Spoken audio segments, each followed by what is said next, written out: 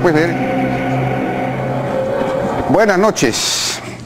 La noticia, la gran noticia del día, la bomba, es este acuerdo entre Odebrecht y el Departamento de Justicia norteamericano y también Braskem sobre las actividades de Odebrecht en Brasil y en una serie de países y por supuesto en el Perú. Y hay 3 acápites relativos al Perú. Estamos con José Ugaz, que es presidente de Transparencia Internacional, para tratar de entender y analizar las implicancias de este asunto. José, ¿qué tal? ¿Cómo estás? ¿Cómo te va? ¿Qué tal? Buenas noches. No sé si tú puedes, bueno, yo lo puedo traducir, pero si tú ya lo tienes traducido, quizás lo puedas leer rápidamente, por lo menos las partes más importantes.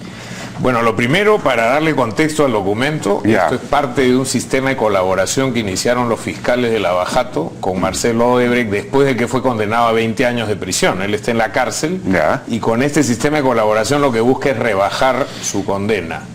Detrás de él hay 72 altos funcionarios de Odebrecht alrededor del mundo que se han acogido también a la colaboración eficaz o delación premiada, como le llaman en Brasil, entre ellos Barata, que era el funcionario que trabajaba en el Perú. Entonces este documento empieza haciendo un recuento de un esquema que es realmente escalofriante. No, pero perdón, este es un documento norteamericano. ¿Qué tiene que ver Estados Unidos en esto? Esto es el Departamento de Justicia norteamericano. Sí. ¿Por qué? Porque cuando Brasil empieza a recoger la información, comunica a Estados Unidos que los dineros han pasado por empresas basadas en Nueva York, han habido reuniones en Miami, cuentas en Miami, y los Estados Unidos tienen el FCPA, que es la ley que prohíbe corrupción o pago de sobornos en el extranjero por cualquiera que esté vinculado con Estados Unidos. Entonces eso le da jurisdicción a Estados Unidos para iniciar este proceso de colaboración. Y se juntan Brasil, Suiza y Estados Unidos, se sientan con Barata y Barata empieza a contar toda esta información que tenemos acá. Odebrecht. Pero Barata también ya empezó a contar, porque parte de la información que aparece sobre Perú evidentemente tiene que haber pasado por su Barata, oficina. Como sabe nuestro público, era el virrey de Odebrecht en el Perú, digamos, ¿no? Claro. Sí, lo curioso de esto es que estamos hablando, según el documento del Departamento de Estado, de 788 millones de dólares pagados en sobornos en más de 100 proyectos y en 12 países del mundo, de los cuales la mayoría son latinoamericanos. Está Argentina, Brasil, Colombia, República Dominicana, Ecuador, Guatemala, México, Panamá, Perú y Venezuela. Y 2 africanos de habla portuguesa que son Angola y Mozambique.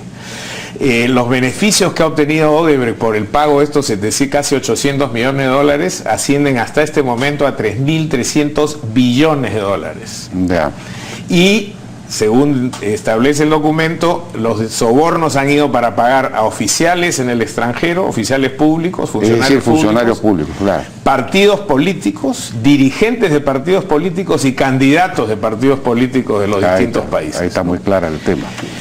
Lo interesante es que han logrado determinar que Odebrecht tenía un departamento que se llamaba la División de Operaciones Estructuradas, un nombre muy interesante, que era, según el Departamento de Estado, un departamento de sobornos. O sea, se crea dentro de la estructura de la empresa este departamento de operaciones estructuradas que tenía todo un sistema de comunicaciones encriptado para comunicarse con los distintos funcionarios de Odebrecht en el mundo y coordinar los pagos de los sobornos.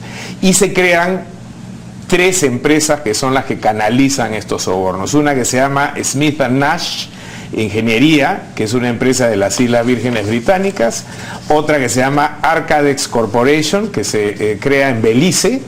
Y la tercera, Golac Projects, que también es de las Islas Vírgenes Británicas. A través de estas empresas se empiezan a canalizar estos cientos de millones de dólares, básicamente a través de 4 formas de pago. Una son los llamados doleiros, que es como se descubre el caso Lavajato, que son los cambistas de dólares en Brasil, a quienes se les transferían cantidades muy importantes, las convertían en efectivo y las transportaban en maletas. Esos eran los pagos cash que se han descubierto en varias partes del mundo. En segundo lugar, a través de transferencias electrónicas a diferentes partes a través del sistema financiero regular.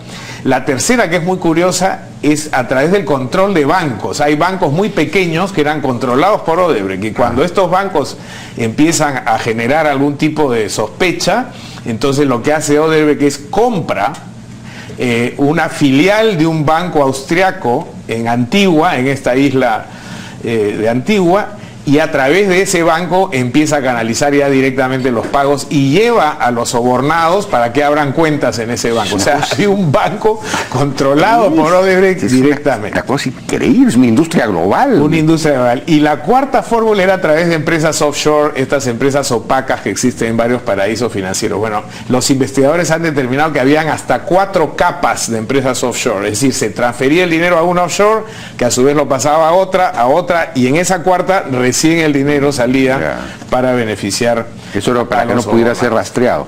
Para evitar el rastreo. Bueno, entre los 12 países que aparecen mencionados aquí está el Perú, y hay algunos párrafos. Esto, por si acaso, es un resumen. Esto no es la información al detalle que tienen los fiscales brasileros. Lo que va a ocurrir es que Brasil, una vez que protocolice toda esta información y la verifique, va a compartirla con los países que están involucrados. Entonces debemos esperar en el Perú que entre agosto y octubre, es lo que estima el grupo de fiscales de allá, vamos a empezar a recibir la información oficial para que aquí se pueda incorporar a las investigaciones que ya existen. Hay 2 operaciones importantes que son resaltadas en la parte peruana. En primer lugar, dice, en el caso peruano, entre el año 2005 y 2014, Odebrecht pagó aproximadamente 29 millones de dólares, pagos corruptos, a funcionarios públicos del Perú a fin de asegurar contratos de obras públicas. 29 millones de dólares. Esto le ha reportado a Odebrecht en el Perú 143 millones de dólares en contratos de obras públicas, y luego la cifra aumenta a 1.400 millones de dólares por otros distintos trabajos. ¿Cuáles son las 2 operaciones que se mencionan específicamente? Que no quiere decir que sean las únicas, pero son las que ya se han podido identificar a esta etapa. En primer lugar, dice una operación del año 2005 relativa a una licitación de infraestructura. Y señalan aquí que no es que Odebrecht fue a buscar al funcionario peruano para ofrecerle un soborno, sino que hubo un intermediario peruano de un alto funcionario del Estado que se acercó a Odebrecht a ofrecerse por un pago a asegurar el contrato de infraestructura para esta empresa. Entonces hicieron varios pagos a empresas de este intermediario.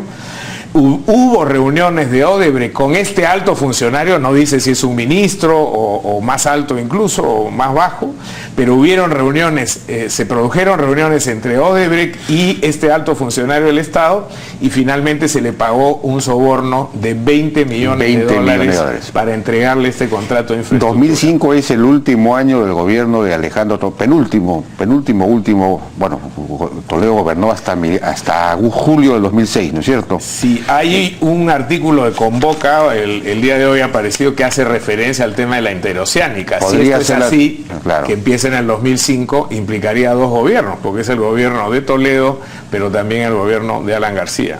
Claro, pero esto era para ganar la licitación. Para ganar la licitación y luego mantener los incrementos, porque la interoceánica tiene una serie de cuestionamientos sobre estos incrementos que cuadriplican el monto original del contrato. Y hay que recordar que Odebrecht, y lo tenemos ahí cuando uno va a Chorrillos, regaló un Cristo de $800.000 en recuerdo de sus buenas acciones en el Perú. Bueno, entonces la hipótesis acá es que en relación a estos 20 millones de dólares y a este proyecto del 2005 es que se trataría de la interoceánica. Esa es la hipótesis. Bueno, habría que ver si hay alguna otra obra de infraestructura de gran volumen ese año. La que ha aparecido y la que señala Convoca es la interoceánica del sur, pero este documento no dice cuál es el contrato en específico. El segundo gran soborno al que se refiere es del año 2008 y dice: se pagó sobornos por una licitación a un contrato de transporte para asegurar que este contrato fuera entregado a Odebrecht. El soborno fue de $1.400.000 y fue repartido entre un alto funcionario del Estado, que no identifica en su rango tampoco, y el comité de la licitación. O sea, parece que cada uno de los miembros del comité, o por lo menos algunos, recibieron parte de estos $1.400 millones. Como consecuencia de este soborno, $1.400.000. Como consecuencia de este soborno, Odebrecht, dice el documento, obtuvo un beneficio de $400 millones.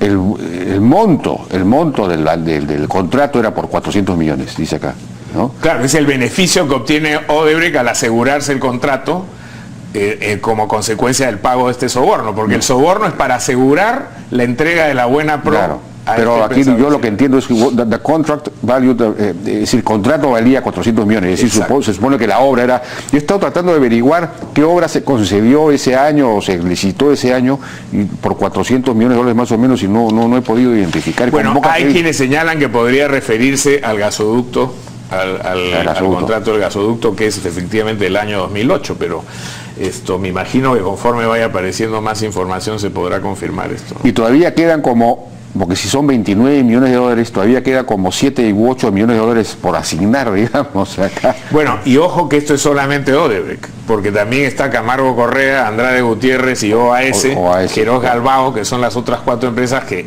si sumamos el monto de contratos que han tenido en el Perú, es muy probable que estos sobornos se disparen a una cifra muchísimo mayor que los 29, ¿no? Ahora, ¿qué debería hacer en este momento? Tú decías que hay que esperar hasta agosto en que esto se va a dar a conocer, pero nosotros deberíamos hacer gestiones para averiguar de qué se trata, es decir, hablar con los fiscales o ir a Estados Unidos, ¿qué es lo que se puede hacer? Bueno, en realidad ya se está haciendo. El Ministerio Público ha tomado acción en esto prácticamente desde que se supo que había conexión con el Perú. Esta es una investigación que no tiene menos de 8 o 10 meses en el Perú. Claro. Los fiscales peruanos han viajado hasta en 3 o 4 oportunidades a Brasil, se han reunido con el grupo de tarea de Lavajato. Fiscales peruanos acaban de estar en Suiza, no sé si ya regresaron, mirando cuentas ahí. Es decir, el Ministerio Público está haciendo su tarea y creo que lo está haciendo bien de manera silenciosa, no tiene por qué estar contándole a nadie hasta que no tengan la información debidamente elaborada en qué consiste su investigación. Lo otro es lo que ya conocemos, que el Congreso haga una comisión investigadora, empieza un poco la fanfarria, ya hubo una comisión investigadora que citó a decenas de personas y sin embargo no ha habido ningún resultado. Yo personalmente creo que habría que dejar que la Fiscalía haga su trabajo. Y conforme avancen sus investigaciones, nosotros no tenemos por qué depender de lo que Brasil nos entregue. Pero no podemos solicitar, nuestros fiscales no pueden solicitar entrevistar a los delatores, por ejemplo, a los de la... En este momento, por el estadio procesal en el que se encuentra la investigación en Brasil, esa posibilidad no creo que sea viable.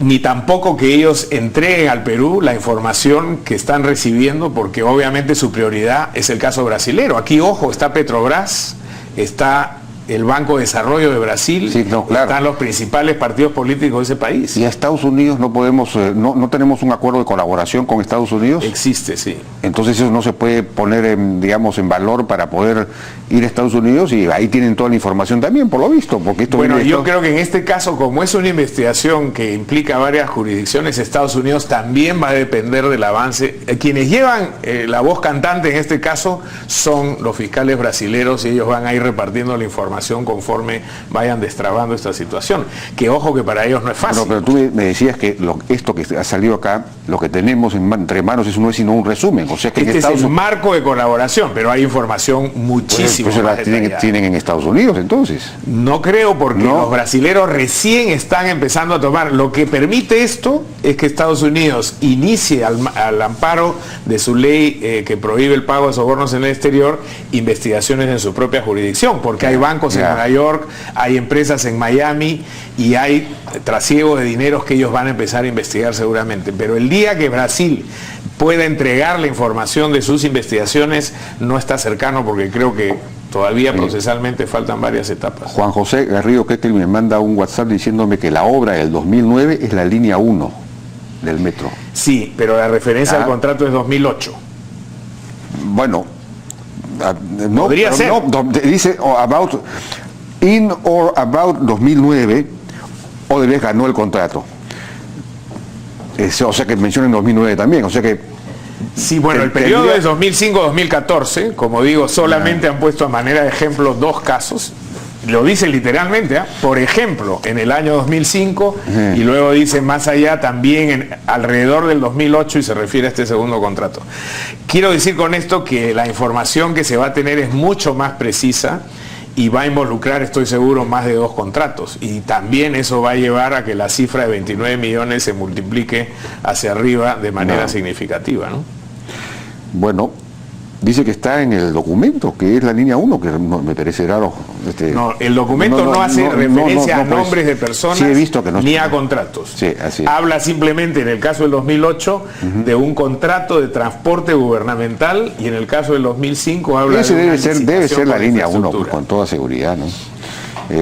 Increíble, ¿ah? Entonces la interoceánica y la línea 1, esos son... Uy, ay, ay. Entre otras. Entre otras. Bueno, entonces, ¿qué es lo que podemos hacer? Digamos, los fiscales dicen que ya están actuando, es decir, más que lo que estamos haciendo no podemos hacer para tener información. Yo creo que el Ministerio Público está haciendo lo que tiene que hacer, evidentemente por razones de estrategia penal, no pueden estar haciendo públicas las pesquisas que están haciendo, pero sí sabemos que han estado en Pero nuestra ministra de Justicia, por ejemplo, podría, no sé, mover el tema, actuar, o no, yo no tendría jurisdicción. No, a diferencia del caso norteamericano, ¿qué pasa? Que en Estados Unidos el Departamento de Justicia, el jefe del Departamento de Justicia, que vendría a ser acá nuestro ministro, es el fiscal de la Nación, claro. Por lo tanto tiene competencia sobre esto. En el caso peruano hay separación de poderes entre claro. el Poder Judicial y el Ministerio Público y el Ejecutivo. Entonces Justicia en este momento no puede hacer nada hasta que en su momento la Fiscalía pida al Departamento de Estado norteamericano o en su momento a las autoridades brasileras, y entonces el Ejecutivo sí puede intervenir. En todo caso, podría apoyar las gestiones de la Fiscalía o facilitar los recursos para que viajen más una vez. Sin duda alguna, no sé, eso se va a requerir en su momento. ¿No? Sin duda alguna. Porque aquí tiene que haber una voluntad política de aclarar este asunto. ¿Cuándo? Bueno, esto por lo pronto involucra a 3 gobiernos en el periodo 2005-2014 y estamos hablando de grandes contratos de infraestructura del país y de sumas inmensas. Esto realmente remece a la clase política muy profundamente, ¿no? Por ahí se habla de un alto funcionario, por si acaso, el ministro de Transportes, porque el proyecto es de Transportes, en el 2008 era Verónica Zavala, pero hasta noviembre del 2008, en noviembre asume Enrique Cornejo, en noviembre del 2008, y es ministro de Transportes hasta el 28 de julio de 2011. Si convoca en este reportaje que presenta el día de hoy, señala efectivamente que Verónica renuncia con un funcionario de apellido Suito, precisamente porque había una discrepancia sobre los incrementos. Y luego es que viene el ministro Cornejo. Entonces, todo esto va a tener que ser materia de una prolija investigación para poder deslindar responsabilidades, ¿no? José Ugaz, muchísimas gracias por tu participación, muy interesante, en fin, nos ha explicado todo con muchísima claridad. Tenemos un panorama absolutamente nítido sobre este asunto. Muchas gracias. A ti.